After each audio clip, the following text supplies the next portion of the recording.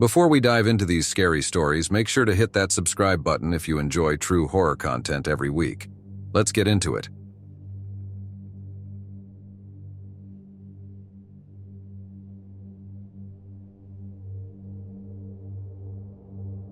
It happened last year and I still can't shake it. Just the sound of a loudspeaker crackling makes my stomach twist, like my body is still on high alert, still stuck in survival mode. It started as a regular school day, but then, halfway through my last class of the afternoon, the loudspeaker crackled to life, echoing through the empty halls. The voice of our principal, Mr. Carlson, came through, sounding calm, almost too calm. "Attention, students and staff. This is a lockdown. Please follow all emergency procedures immediately." A chill ran down my spine. I'd been through plenty of lockdown drills before, but I could tell something was different this time. Mr. Carlson's voice sounded tense, almost forced. My classmates seemed to feel it too. People started exchanging nervous glances, and I could see the fear creeping into everyone's eyes. Our teacher, Mrs. Galloway, quickly ushered us to the corner of the room. We crouched down out of sight of the door, which she'd locked as soon as the announcement started. She closed the blinds, double-checked the windows, and then sat down with us, speaking in hushed tones. "Everyone, keep calm. Just stay quiet, all right?" We nodded, barely daring to breathe. I pressed myself against the wall, my heart hammering in my chest as we waited. I could feel every little sound, the rustle of clothes, the soft breathing of my classmates, until the silence grew unbearable. Then we heard footsteps in the hallway. Slow, deliberate steps, moving past the door and down toward the other end of the hall. I couldn't tell who it was or where they were going, but every hair on my body stood on end. The footsteps weren't rushed or panicked like those of teachers or students in a real emergency. Instead, they sounded calm, too calm. The footsteps paused outside our door. I held my breath, praying they'd just keep moving.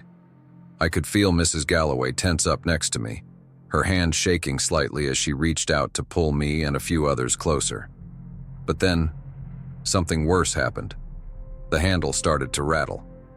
Slowly at first, and then harder, like someone was testing it. The door was locked, of course, but the rattling got louder, more insistent. Whoever was on the other side was trying to get in. For a moment, I thought it might be one of the administrators, maybe doing a safety check. But why would they do that now, during an actual lockdown? Then, the rattling stopped. Silence. I dared to look up, catching a glimpse of the door just in time to see a shadow move across the narrow window. It paused there, the figure blocking out the small slice of light from the hall, as though peering into the room. There was something unsettling about the shape. It was tall, unnaturally so, and the shadow was distorted, as if the figure were leaning against the door in a way no human should be able to. And then, just as quickly as it had come, it moved on. No one moved. We just sat there, holding our breath, too afraid to even whisper.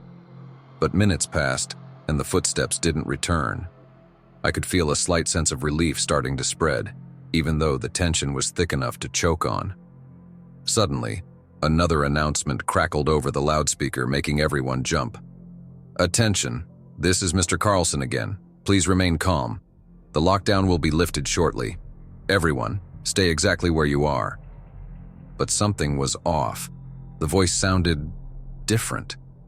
It still sounded like Mr. Carlson, but slightly distorted, almost robotic. It was like someone was trying to mimic him, but didn't quite get it right. I glanced over at Mrs. Galloway, and the look in her eyes confirmed that she'd noticed it too. She bit her lip, her brow furrowed as she looked toward the door, the fear in her eyes intensifying. We waited in silence, every second feeling like an eternity. Eventually, I heard footsteps again, but this time they were heavier, and there were more of them, like several people were moving down the hallway at once. I could hear doors being opened one after another, with a loud bang each time, as if someone was kicking them open. It took me a second to realize that these people weren't following lockdown procedure at all. In a real lockdown, no one is supposed to go room to room opening doors, not unless the building has been declared safe. A sense of dread settled in as I realized whoever was in the hallway wasn't there to help us. Then, the footsteps stopped right outside our door again, and this time I swear I could hear someone breathing, raspy, uneven breaths that sounded almost excited. The handle rattled once more, but this time it was slow, almost taunting, like whoever was outside knew we were inside, knew we were scared. Mrs. Galloway motioned for us to be completely silent, her hand pressed to her lips, her face pale as a sheet. I closed my eyes, praying that whoever, or whatever, was out there would just leave us alone. Then it spoke, a voice so quiet, so close to the door that I could hear every word. "I know you're in there," it whispered, each word drawn out, dripping with something sinister. "Why don't you open up? I just want to see you." I felt my whole body go numb with terror. The voice was wrong, like it was trying to sound human but didn't quite know how. I could feel its malice radiating through the door, like it was feeding off our fear. Was it a skinwalker, I thought to myself? Suddenly, one of the younger kids, a freshman named Jamie, let out a small whimper. Mrs. Galloway squeezed his hand, but it was too late. The thing outside had heard. It laughed. "I hear you," it whispered again. And then the handle started to shake violently, like it was trying to rip the door open. It pulled and twisted the handle, slamming against the door with a force that made the whole room shake.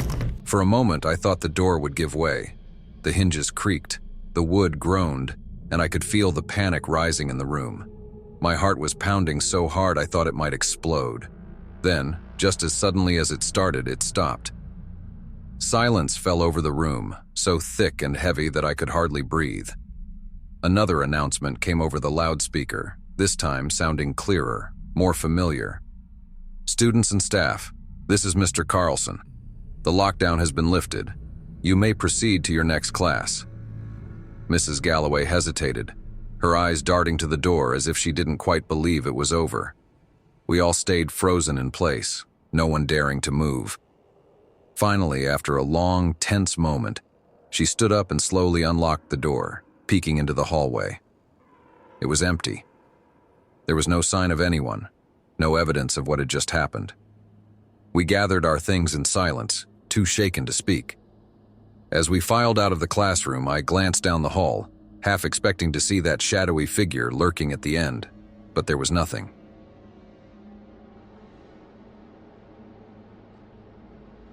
It started in November, a few weeks after Halloween. I remember it clearly because we were right in the middle of midterms, and the stress was insane. Our homeroom teacher, Mr. Whitley, had suddenly fallen sick, so the school hired a substitute. The first morning she walked into class, I could tell she was different. Not in a creepy way at first, just something off. She was tall and very thin, with skin so pale it was almost translucent, and she wore clothes that looked old-fashioned, like something out of an antique photograph. Her name was Ms. Foster, and she introduced herself with this small, stiff smile that didn't reach her eyes. Her teaching style was weird, too. She didn't follow the curriculum, instead making us copy strange symbols from an old worn-out book she brought in. When someone asked what they meant, she said it was for building focus, but I had never seen symbols like those before. They looked ancient, like something you'd see in a historical horror movie. The more we copied, the more drained we felt, and over the next few days, things just got stranger. One day, as I sat scribbling the symbols, I noticed a drawing she had tacked on the board. It showed a rough sketch of our classroom, but the weird part was that in the drawing, one desk was circled in red. My friend Sam sat in that spot. When I pointed it out to him, he just laughed, but his face paled. "Do you think it means something?" I asked. He shrugged, but I could tell he was rattled. A few days later, Sam came down with a fever and had to stay home for a week. When he came back, he looked hollow-eyed and thinner. He said he'd been having nightmares, something about Ms. Foster standing by his bed, whispering things he couldn't understand. He even showed me a strange bruise on his arm, shaped like a handprint. The following day, Ms. Foster added another drawing to the board. This time it was of a hallway in our school. And in the drawing, one of the lockers was circled in red, the same locker my classmate Lily used. The whole class saw it, and Lily laughed it off, saying Ms. Foster was probably just playing some weird teacher mind game. But by the next morning, Lily hadn't shown up for school. We later found out she'd had an accident in the hallway outside her locker. She tripped, hit her head, and had to get stitches. Things escalated fast after that. Ms. Foster's symbols grew more complex, and her drawings more disturbing, showing our school with little red circles around various places. The library, the stairwell, even the bathrooms. And each time, whoever was associated with those places ended up in some strange accident or fell sick. I wanted to tell someone, but I was scared no one would believe me. I tried avoiding her altogether, sitting in the back of the room and keeping my head down. But on the last day of her assignment, as the final bell rang, Ms. Foster stopped me. She handed me a folded piece of paper, her eyes glinting as she forced that unsettling smile. Inside the paper was a sketch of my house with a small red circle around my bedroom window. That night I heard soft footsteps outside my window, like someone walking back and forth. When I finally got the courage to look, there was nothing there. But I'll never forget that feeling of dread, the sense that Ms. Foster had marked me somehow. I never saw her again after that week. Mr. Whitley returned, looking just as confused as the rest of us about her. Sometimes I still find those symbols etched into random places, like a scratch on my desk or a smudge on a window, and every time I do, I feel that icy dread creeping back, as though she's reminding me that I haven't escaped her mark.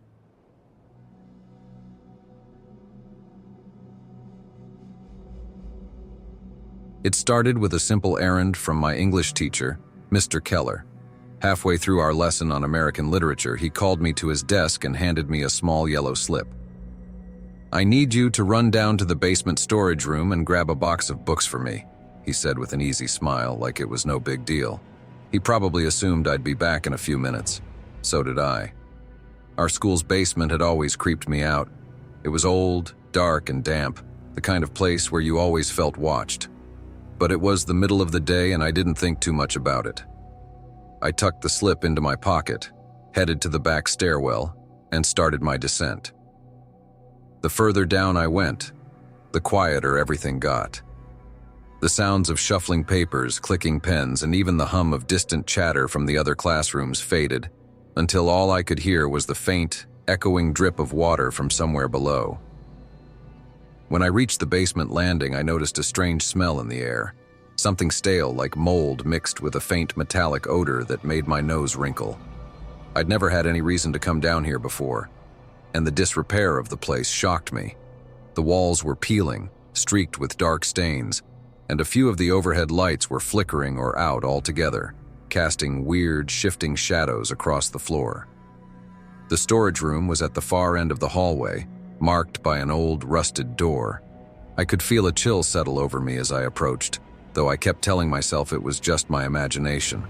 Still, I quickened my pace, eager to get this over with and get back to class. When I reached the storage room door, I found it unlocked. Pushing it open, I stepped inside and reached for the light switch. The lights flickered for a moment, casting a harsh, yellowish glow over the room before buzzing softly and dimming slightly. I could barely see to the back wall where rows of metal shelves held boxes, dusty supplies, and old textbooks. I spotted the box labeled American Lit almost immediately. It was sitting on the bottom shelf, covered in a layer of dust. As I bent down to grab it, I heard something, an odd, muffled thumping sound, like something heavy falling just down the hall. I froze, listening, but the noise stopped as suddenly as it had started. Shaking it off, I picked up the box and turned to leave, but just as I reached the door, I heard it again. This time it was louder, and it seemed to be coming closer. I held my breath, straining to hear. Silence. Then, a faint shuffling sound. I couldn't tell exactly where it was coming from, but it seemed to echo off the walls, as if the entire basement were breathing around me.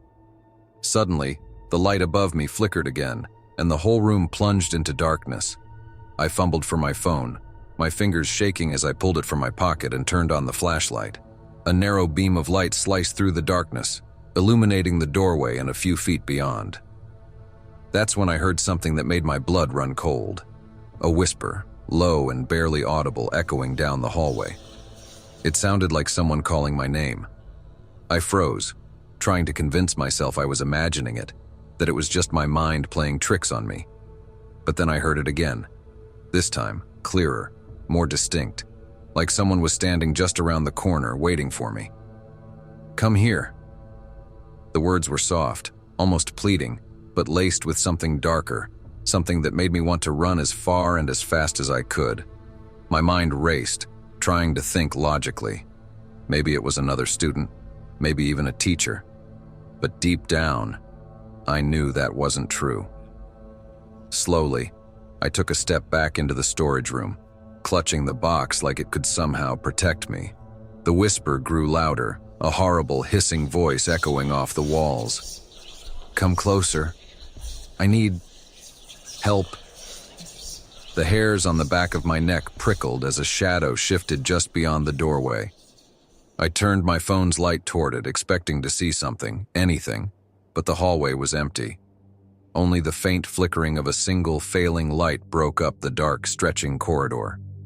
I tried to steady my breathing, but as I did, I caught another sound, the faint, wet sound of something dragging along the floor.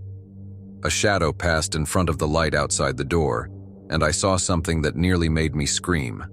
A pair of feet, bare and pale, moving slowly down the hallway. They shuffled past the doorway, and I could see only a small sliver of whatever was attached to them. The ankles were twisted, the skin mottled with deep bruises and covered in something dark and glistening. The legs were bent at impossible angles, as if they'd been broken in multiple places and never healed. I clamped a hand over my mouth, my heart pounding so hard I thought it might give me away. The feet stopped just outside the doorway, and I could hear that horrible, wet, dragging sound as it moved closer. Then, the whisper came again, louder this time, right outside the door. "Please, help me." I backed up until I hit the far wall, still clutching the box, too terrified to even breathe. I could see the faint shadow moving under the doorway, and as it shifted, something peered in. A face.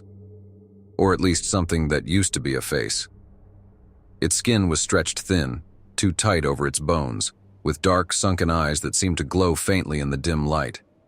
Its mouth was twisted into a sick, unnatural smile, and its head was cocked at a disturbing angle, as if it were trying to figure out what I was.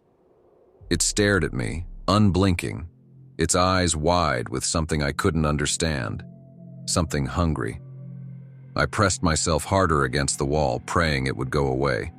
It stood there for what felt like hours, just watching me, its head twitching slightly every few seconds. And then, slowly, it began to speak again. "You don't belong here." Its voice was low and guttural, like a growl more than a whisper, and I could feel the hatred radiating from it. I didn't know what it was, or why it was here, but I knew one thing for sure. I had to get out. Summoning every ounce of courage I had, I bolted toward the door, ducking low to avoid its gaze. I sprinted down the hallway, my footsteps echoing in the silence, my breath ragged as I pushed myself faster and faster, desperate to escape. Behind me, I heard it start to follow, its footsteps heavy and uneven, dragging along the floor as it gave chase. The whispering grew louder, turning into a horrible, rasping chant. "You don't belong here." I didn't look back. I didn't dare. I just kept running, praying I'd reach the stairwell before it caught up to me. Finally, I burst through the door and stumbled up the steps, each one feeling like it took a lifetime to climb. When I reached the top, I threw open the door and slammed it shut behind me, pressing my back against it, gasping for air. The hallway was empty, bright, and blissfully silent. I could still feel my heart racing, the terror pounding in my veins.